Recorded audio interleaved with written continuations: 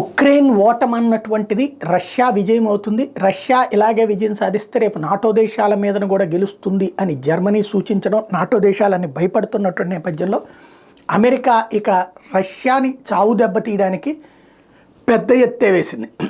America Europe దేశాల దగ్గర ఉన్నటువంటి లాంగ్ రేంజ్ మిస్సైల్స్ ఉక్రెయిన్కి ఇస్తుంది. ఎందుకంటే దగ్గరలో షార్ట్ రేంజ్ మిస్సైల్స్ అయితే వెంటనే రష్యా కొడుతున్న దెబ్బలతో ఉక్రెయిన్ సైన్యం ప్రాణాలు కోల్పోతున్నారు. వందల కొద్దీ ప్రాణాలు కోల్పోతూ ఉండటంతో యుద్ధ రంగంలో ఉండకుండా పారిపోయి వెనక్కి వచ్చేస్తున్నారు ఉక్రెయిన్ సైన్యం.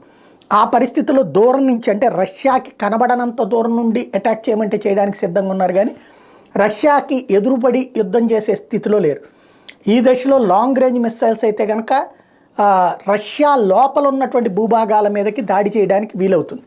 అయితే ఎయిర్ డిఫెన్స్ సిస్టమ్స్ ఉంటాయి రష్యా దగ్గర, S-250, S-400 ఇట్లాంటివన్నీ ఉంటాయి.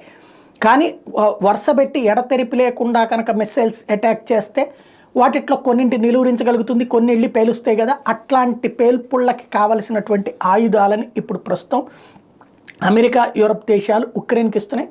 రాబోయే రోజుల్లో రష్యా లోపల ఉన్నటువంటి భాగాన్ని అటాక్ చేయడానికి ఉక్రెయిన్ సిద్ధపడుతుంది. అదే జరిగితే మరింత తీవ్రంగా దాడులు చేయడానికి రష్యా కూడా సిద్ధపడుతుంది.